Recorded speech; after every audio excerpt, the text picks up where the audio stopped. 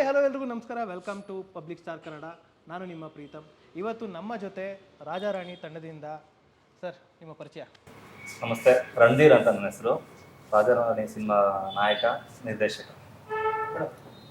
ನನ್ನ ಹೆಸರು ಲೀಲಾ ಅಂತ, ಪ್ರೊಡ್ಯೂಸರ್ ಅಂತ. ನಮಸ್ತೆ ಸರ್, ನಾನು ಸುಧನ್ ಪ್ರಕಾಶ್ ಅಂತ, music director.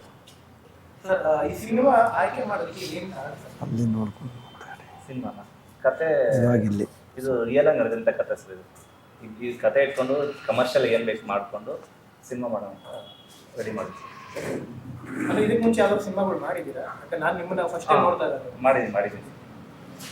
First Tamil ಫಿಲಮಲ್ಲಿ hero ಆಗಿದ್ದು ಉದ್ಯೋಗಗಳು ಅಂತ.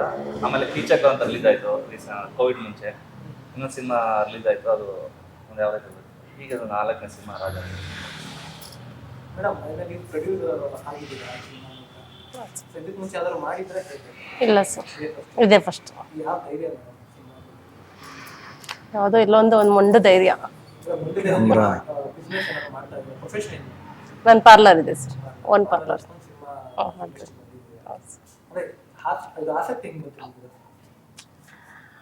ಅದು ಇವರೆಲ್ಲ ಕತೆ ಹೇಳಿದ್ರು ಒಂದ್ಸಲ, ಹಿಂಗಿದೆ ನೋಡಿ ಮೇಡಮ್ ನಾವೂ ಮಾಡ್ತಾ ಇದ್ದೀವಿ, ಜೊತೆ ಸೇರ್ಕೊಂಡು ಮಾಡಿ ಅಂತ ಅಂದರು. ಸರಿ ಆಯಿತು ಅಂತ ನಾನು ಒಪ್ಕೊಂಡೆ ಸರ್.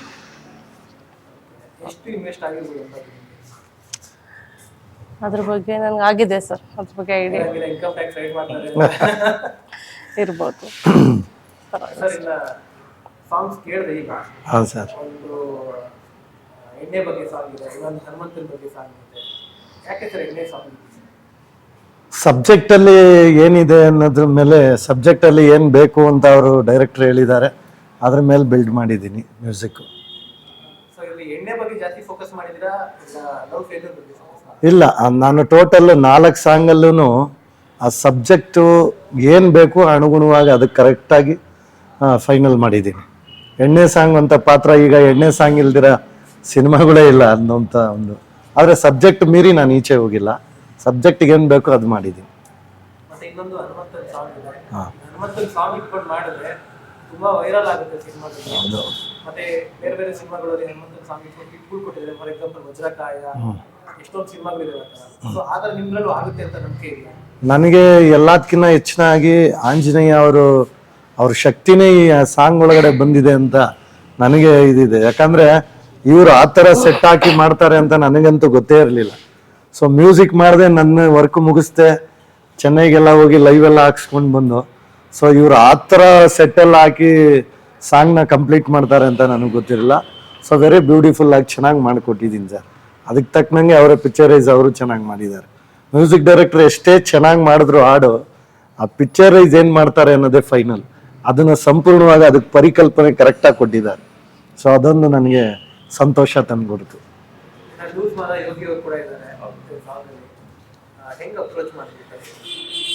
ಈ ಸಾಂಗ್ ನೋಡ್ದ ಸಾಂಗ್ ಎಲ್ಲ ರೆಡಿ ಮಾಡ್ಕೊಂಡು ಸಾಂಗ್ ಮಾಡ್ಬಿಟ್ಟು ಸೆಟ್ ಎಲ್ಲ ಹಚ್ಕೊಂಡು ಅಂದ್ಕೊಂಡಾಗ ಯಾರಾದರೂ ಒಂದು ಹೀರೋ ಒಂದು ಇದ್ರೆ ಸಪೋರ್ಟ ಚೆನ್ನಾಗಿರುತ್ತೆ ಅಂತ ಹೇಳ್ಬಿಟ್ಟು ಅವ್ರನ್ನ ಅಪ್ರೋಚ್ ಮಾಡಿದ್ವಿ. ಒಪ್ಕೊಂಡು ಸಾಂಗ್ ಕೇಳಿದ ತಕ್ಷಣ ಒಪ್ಕೊಂಡು ಚೆನ್ನಾಗಿದೆ ಸಾಂಗ್. ಡೇಟ್ ಕೊಟ್ಟು ಮಾಡ್ಕೊಡ್ತಾರೆ. ಒಂದು ಏನು ನನಗೆ ಸೂಪರ್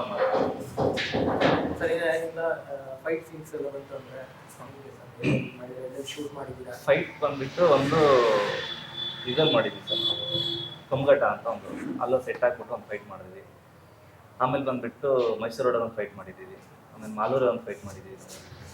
ಆಮೇಲೆ ಇಲ್ಲಿ ಸುತ್ತಮುತ್ತ ಸಿಟಿಲಿ ಮಾಡ್ಕೊಂಡಿದ್ದೀವಿ ಸ್ವಲ್ಪ ಫೈಟ್.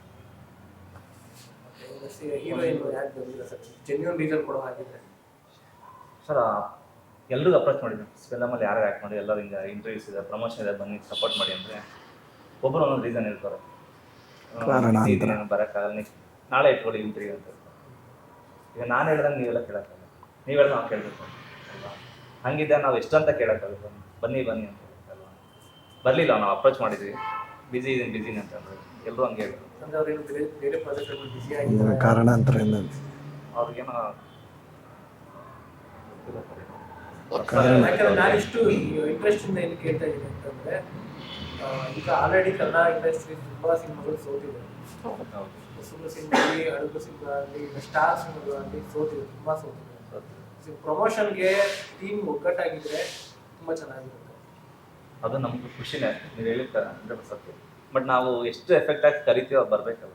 ಯಾಕಂದ್ರೆ ಎಲ್ಲರೂ ನಾವು ಸ್ಟಾರ್ಟ್ ಮಾಡೋದು ಎಲ್ಲರೂ ಜೊತೆಲಿರ್ತಾರೆ, ಕಾರಣ ಎಂಡ್ ಆಗ್ತಾ ಆಗ್ತಾ ಎಲ್ಲರೂ ಬೇರೆ ಬೇರೆ ಜನಕ್ಕೆ ಹೋಗಿರ್ತಾರೆ. ಆದ್ರೂ ನಾವು ಬನ್ನಿ ಆಗಿದ್ದಾಗದೆ ಬಂದು ಸಪೋರ್ಟ್ ಮಾಡಿ ಅಂತ ಎಲ್ಲರೂ ಬಂದಿಲ್ಲ. ಅವ್ರ ಕಾರಣಾಂತರಗಳು ಏನಿದೆ ಗೊತ್ತಿಲ್ಲ, ಅವ್ರಿಗಿಲ್ಲ ಬಂದಿಲ್ಲ. ಈಗ ಪರಭಾಷಾ ಸಿನಿಮಾಗಳು ತುಂಬಾ ಹಾವಳಿ ಮಾಡ್ತಿದೆ ಕರ್ನಾಟಕದಲ್ಲಿ. ಸೊ ನಿಮ್ಮ ಸಿನಿಮಾ ಗೆಲ್ಸೋದಕ್ಕೆ ಯಾವ ರೀತಿ ತಯಾರಿ ಮಾಡ್ತೀವಿ? ಸರ್, ಒಂದು ಫ್ಯಾಮಿಲಿ ಕೂತ್ಕೊಂಡು ನೋಡೋಂಥ ಸಬ್ಜೆಕ್ಟು, ಬಟ್ ಸಿನಿಮಾ ನೋಡಿದ್ರೆ 100% ಇಷ್ಟ ಆಗುತ್ತೆ. ಒಂದು ಮದರ್ ಸೆಂಟಿಮೆಂಟ್ ಇದೆ ಫಿಲಮ್ ಅಲ್ಲಿ, ಎಲ್ಲೋ ರೀಚ್ ಆಗುತ್ತೆ. ಅದ್ರ ಜೊತೆಲಿ ಹನುಮಾನ್ ಸಾಂಗ್ಸ್ ಇದೆ. ಸ್ಟಾರ್ಟಿಂಗ್ ಕಥೆನೇ ಕ್ಯಾರಿ ಆಗುತ್ತೆ. ದೇವರು ಆಂಜನೇಯ ಸರ್ ಕಥೆನೇ ಕ್ಯಾರಿ ಆಗ್ತದೆ. ಚೆನ್ನಾಗಿ ಮಾಡ್ತೀವಿ. ನಿಮ್ಮ ಪಾತ್ರದ ಬಗ್ಗೆ ಇರುತ್ತೆ ಸರ್. ನನ್ನ ಪಾತ್ರ ಒಂದು ಆ್ಯಂಟಿ ರೋಲ್ ಮಾಡ್ತೇವೆ. ಸ್ವಲ್ಪ ಬ್ರೀಫ್ ಮಾಡಿ. ಹೀರೋ ಕಮ್ ವಿಲನ್ ನಾನೇ ಮಾಡ್ತೇನೆ. ಹೆಂಗೆ ಸರ್ ಹೀರೋ ಕಮ್ ವಿಲನ್ ಆಗುತ್ತೆ? 2 ಶೇಡ್ಸಾ ಇಲ್ಲಾಂದ್ರೆ ಟೂ ಶೇಡ್ಸ್ ಇದೆ. ಅದು ಹಳ್ಳಿಲೇ ಒಂದು ಕ್ಯಾರೆಕ್ಟರ್ ಆಗುತ್ತೆ, ಸಿಟಿಲಿ ಒಂದು ಕ್ಯಾರೆಕ್ಟರ್ ಅಂತ ಹಿಂಗೆ ಹೋಗ್ತಾ ಇರುತ್ತೆ. ಸಿನಿಮಾ ನೋಡೋದು ಗೊತ್ತಾಗ ನಾನು ಹೇಳೋದಕ್ಕಿಂತ ತೆರೆ ಮೇಲೆ ನೋಡೋದು ಗೊತ್ತಾಗುತ್ತೆ. ಡೈರೆಕ್ಷನ್ ಕೂಡ ಮಾಡ್ತಿದ್ದೀವಿ. ಕಷ್ಟ ಆಗಲಿಲ್ಲ? ಕಷ್ಟ ಅದನ್ನು ಇಷ್ಟಪಟ್ಟು ಮಾಡಿ. ಕಷ್ಟ ಅಂತ ಹೇಳ್ಬಿಟ್ರೆ ಏನು ಮಾಡೋಕ್ಕಾಗಲ್ಲ. ಅದೇ ಕಷ್ಟ ಆದ್ಮೇಲೆ ಒಂದು ಬೇರೆ ನೋಡ್ಬೇಕಾಗುತ್ತೆ. ಇದೇ ಕಷ್ಟನ ಇಷ್ಟಪಟ್ಟು ಮಾಡಿದ್ರೆ ಏನಾಗುತ್ತೆ, ಎಲ್ಲೋ ಒಂದು ಕಡೆ ರೀಚ್ ನಮ್ಮ ಗೋಲ್ ಒಂದಿದೆ, ಆ ಗೋಲ್ ರೀಚ್ ಆಗ್ಬೇಕಂದ್ರೆ ನಾವು ಕಷ್ಟಪಡಲೇಬೇಕು. ಅವಾಗ ನಾವೊಂದು ಏನೋ ಒಂದು ಮಾಡ್ದಂಗೆ ಆಗುತ್ತೆ. ಸಾರ್ಬೇಕು. ಎಷ್ಟು ಕಡೆ ರಿಲೀಸ್ ಮಾಡಬೇಕು ಅಂತ ಸರ್, ಈಗ ಆಲ್ರೆಡಿ ನಮಗೊಂದು 20-30 ಥಿಯೇಟರ್ಸ್ ಸಿಕ್ಕಿದೆ. ಈಗ ಮಲ್ಟಿಪ್ಲೆಕ್ಸ್ ನಾನು ಕಮ್ಮಿ ಮಾಡಬೇಕು ಮಾರ್ಕ್ಸಲ್ಲ. Theatre correct sir. ಈಗ ಮಲ್ಟಿಪ್ಲೆಕ್ಸಲ್ಲಿ ಓಡಿದ್ರೆ ಓಡುತ್ತೆ ಅನ್ನೋ ಥರ ಜನ ಮಲ್ಟಿಟಲ್ಲಿದ್ದಾರೆ. ಸಿಂಗಲ್ ಸ್ಕ್ರೀನ್ ಎಲ್ಲ ಇದು ಮಾಡಿದ್ರೆ ಜನ ಬರ್ತಾರೆ ಅಂತ ಅನ್ಸುತ್ತೆ ಸರ್. ಫಸ್ಟಿಂದ ನಾವು ಥಿಯೇಟರ್ ಥಿಯೇಟರ್ ನೋಡೋ ಮಜಾನೇ ಬೇರೆ, ಮಾಲಲ್ಲಿ ನೋಡೋ ಮಜಾನೇ ಬೇರೆ. ನೀವು ನೋಡಿದ್ದಾರೆ ಥಿಯೇಟರ್ ಅದ್ರ ವಿಸಿಲ್ ಕೂತ್ಕೊಂಡು ಆರಿಸೋದು ಅದೆಲ್ಲ ಸಿನಿಮಾ ಕ್ರೇಜ್. ಅದು ಮಾಲಲ್ಲಿ ಏನು ಸುಮ್ಮನೆ ಕೂತ್ಕೊಂಡು ನೋಡ್ಕೊಂಡು ಅಷ್ಟೇ ಬರಬೇಕಾಗುತ್ತೆ. ಸರ್, ನಮ್ಮ ಕನ್ನಡ ಇಂಡಸ್ಟ್ರಿಯಲ್ಲಿ KGF ಕಾಂತಾರ ಬಂದಮೇಲೆ ಒಂದು ಟ್ರೆಂಡ್ ಸೆಟ್ ಮಾಡಿದ್ವಿ. ಹೌದು. ಸೊ ಆ ಟ್ರೆಂಡ್ ಸೆಟ್ ಮಾಡಿದ ಮೇಲೆ ಜನರ ಮೈಂಡ್ ಸೆಟ್ ಎಲ್ಲ ಅದ್ರ ಎಕ್ಸ್ಪೆಕ್ಟೇಷನ್ ಇರುತ್ತೆ. ಹೌದು. ಸೊ ನೀವು ಜನರ ಎಕ್ಸ್ಪೆಕ್ಟೇಷನ್ ರೀಚ್ ಮಾಡ್ತೀರಾ? ಅಷ್ಟಕ್ಕೆ ಮಾಡಿದ್ರೆ ಒಂದು 1% ಮಾಡ್ತೀವಿ. ಎಲ್ಲರೂ ಹಂಗೆ ಮಾಡೋಕ್ಕಾಗಲ್ಲ. ಅವ್ರವರು ಸ್ಟಾರ್ಗೆ ಅವ್ರ ಕತೆ ಹೆಂಗೆ ಬಂದಿರುತ್ತೆ. ಅದು ಸಿನಿಮಾ ಏನಾದರೂ ಲಕ್ ಅಂತ ಹೇಳಿ ನಾನು ಇಷ್ಟಪಟ್ಟು ಲಕ್ ಅಂತ ಸಿನಿಮಾ. ನಾವು ಒಂದು ಸಿನಿಮಾನ ಚೆನ್ನಾಗಿ ಮಾಡ್ಕೊಂಡು ಹೋಗಿರ್ತೀವಿ, ಜನ ತೊಗೊಳಲ್ಲ. ಸಿನಿಮಾ ಏನೋ ಒಂಥರ ಇರುತ್ತೆ, ನಮ್ಗೆ ಇಷ್ಟ ಆಗಿದೆ, ಸಿನಿಮಾ ಜನಕ್ಕೆ ಇಷ್ಟ ಆಗ್ಬಿಡುತ್ತೆ. ಜನ ಮೆಚ್ಚೋಕ್ಕಾಗಲ್ಲ ಈಗ. ಬಟ್ ನಾವು ಏನು ಕತೆ ಮಾಡೋದು, ಸಿನಿಮಾಗೆ ಏನು ಬೇಕೋ ಆ ಸಿನಿಮಾ ನಾವು ರೆಡಿ ಮಾಡಿದ್ದೀವಿ. ಖುಷಿಯಿಂದ ಹೇಳ್ಕೊಂತ ಸಿನಿಮಾ ಜನ ತಗೋತಾರೆ ಅಂತ ನಮ್ಗೆ ಆಸೆ. ಮೇಡಮ್, ನೀವು ತುಂಬ ಸೈಲೆಂಟ್ ಆಗಿದ್ದೀರಾ, ಮಾತಾಡಿ ಮೇಡಮ್. ಇಲ್ಲ ಮಾತಾ ಬಗ್ಗೆ ಹೇಳಿ. ನಿಮಗೆ ಯಾಕೆ ಇದರಲ್ಲಿ ಇನ್ವೆಸ್ಟ್ ಮಾಡಬೇಕು ಅಂತ ಅನಿಸ್ತು? ಬೇರೆ ಬಿಸ್ನೆಸ್ ಕೂಡ ಮಾಡೋದಾದ್ರೆ ಬಟ್ ಸ್ಟಿಲ್ ಕನ್ನಡ ಇಂಡಸ್ಟ್ರಿಗೋಸ್ಕರ ನೀವು ಪ್ರೊಡ್ಯೂಸರ್ ಆಗಿ ಇನ್ವೆಸ್ಟ್ ಮಾಡಿದ್ದೀರಾ. ಹೆಂಗೆ ರಿಕವರ್ ಮಾಡ್ತಾರೆ ಅದನ್ನ? ಅದ್ರ ಬಗ್ಗೆ ಸಿನಿಮಾ ಇಂಟ್ರೆಸ್ಟ್ ಇರ್ತೀವ್ರಿ ಫಸ್ಟಿಂದ. ನನ್ನ ಮಗ ಇವ್ರಿಗೆ ಬೇರೆ ಕಡೆ ಕಳ್ಕೊಂಡಿದ್ರು. ನಾನು ಎಲ್ಲೆಲ್ಲ ನಾವು ಹಿಂಗೆ ಮಾಡ್ತಾ ಇನ್ನೊಂದ್ಸಲ ಸಪೋರ್ಟ್ ಮಾಡಿ ಅಂದಾಗ ಸಪೋರ್ಟ್ ಮಾಡ್ಕೊಂಡು. ಸರ್, ಇನ್ನು ಸಾಂಗ್ಸ್ ಯಾವ್ದಾರು ಹೇಳ್ಬೇಕಂತ ಒಂದು ಲೈನ್? ಒನ್ಲೈನ್ ಸಾಂಗ್ ಅಂದರೆ ನಮ್ಮ ಮೆಲೋಡಿ ಕಿಂಗ್ ಅಂತ ಏನು ನಮ್ಮ ರಾಜೇಶ್ ಕೃಷ್ಣನ್ ಸರ್ ಅವರು ಕೊಟ್ಟಿರೋಂಥ ಮೆಲೋಡಿ. ನಾನು ಏನೇ ಸಂಗೀತ ಮಾಡಿದ್ರು ಅವ್ರ ಧ್ವನಿ ಬಿದ್ದಾಗ ಅದು ಔಟ್ಪುಟ್ ಬಂದಿದ್ದೇ ಒಂದು ವೆರಿ ಬ್ಯೂಟಿಫುಲ್ಲಾಗಿ ಮೆಲೋಡಿ ಸಾಂಗ್ ಆಯ್ತದು. ಸೊ ಅದರ ಲಿರಿಕ್ಸು ನಾನೇ ಬರೆದಿದ್ದೀನಿ ಕೂಡ ಅದನ್ನು. ಸೂರ್ಯವ ಮಳೆಯಲಿ ನೀರೆ ಜೊತೆಯಲಿ ಆ ಸೂರ್ಯ ಚಂದ್ರನಾಣೆ ಅಂತ. ಸೊ ಈ ಥರ ಒಂದು ಅದು ಲಿರಿಕ್ ನಾನೇ ಬರೆದಿದ್ದೀನಿ. ಈ ಮೆಲೋಡಿ ಸಾಂಗು ನಮ್ಮ ರಾಜೇಶ್ ಕೃಷ್ಣನ್ ಸರ್ ಆಡಿದ್ದಾರೆ. ವಾಟ್ ಎವರ್ ಎಲ್ಲ ಸಾಂಗುಗಳು ನಾನು ಇಲ್ಲೇ ಆಡಿದ್ರೆ ನೀವು ಅಲ್ಲಿ ಬಂದು ನೋಡಬೇಕು, ಅದೊಂದು ವಿಷಯ ಇದೆಯಲ್ಲ. ಆಂಜನೇಯನ್ ಸಾಂಗ್ ಕೂಡ ಎಲ್ಲಾನು ನನ್ನ ಒಂದು ಮಗುನೇ ಅಲ್ವಾ. ಎಲ್ಲ ಥ್ರೋಟ್ 4 ಸಾಂಗುನು ಟ್ಯೂನ್ ಮಾಡಿದಾಗ ನಮ್ಮ ಪುಟಾಣಿ ಮಕ್ಕಳು ಥರ ಅದನ್ನು ಬೆಳೆಸಿ ಮಾಡಿರೋವಂಥದ್ದು. ಎಲ್ಲ ಸಾಂಗು ಇಷ್ಟಪಟ್ಟು ಮಾಡಿದ್ದೀನಿ, ಜನಗಳಿಗೆ ಇಷ್ಟ ಆಗುತ್ತೆ ಅಂತ ಅನ್ಕೊಂಡಿದ್ದೀನಿ ಸರ್. ರ್ಯಾಪಿಡ್ ಫೈರ್ ಥರ ಸೊ ಹೀರೋಗಳ ಹೆಸರು ಹೇಳ್ತೀನಿ, ಅವ್ರ ಬಗ್ಗೆ ವಾಕ್ಯ. ಹೀರೋ ಬಗ್ಗೆ ಹೀರೋ ಕೇಳ್ತಾರೆ ಬಗ್ಗೆ ಹೇಳಿ. ಕೇಳ್ತಾರೆ.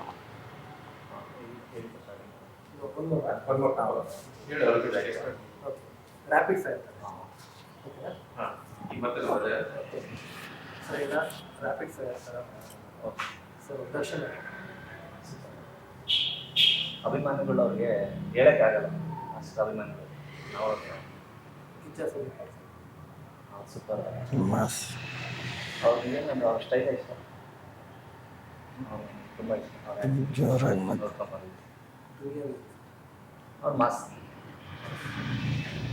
ದೊಡ್ಡ ಇಷ್ಟ ಅವರು ಲವರ್ ಬಾಯ್. ಪ್ರೇಮ್ ಜನಪ್ರಿಯ ಅವರು ಲವರ್ ಬಾಯ್, ದಿವಸ ಅಷ್ಟೇ. ಅವ್ರು ಆಕ್ಷನ್. ಸೊ ನಿಮ್ಮ ಫೇವ್ರೆಟ್ ನಟ ಯಾರು? Sudeep Darshan. Okay sir, top heroes ಅಂತಾರ? ಇಲ್ಲ ಸರ್, ನಾನು ಅವ್ರಿಗೆ ಫಸ್ಟ್ ಫ್ಯಾನ್ ಪುನೀತ್. ಮತ್ತು ಅವ್ರ ಬಗ್ಗೆ ಹೇಳಕ್ಕೆ ಸರ್, ನನಗೆ ಲಾಸ್ಟ್ ಕೇಳೋಣ ಅಂತ ಅನ್ಕೊಂಡೆ.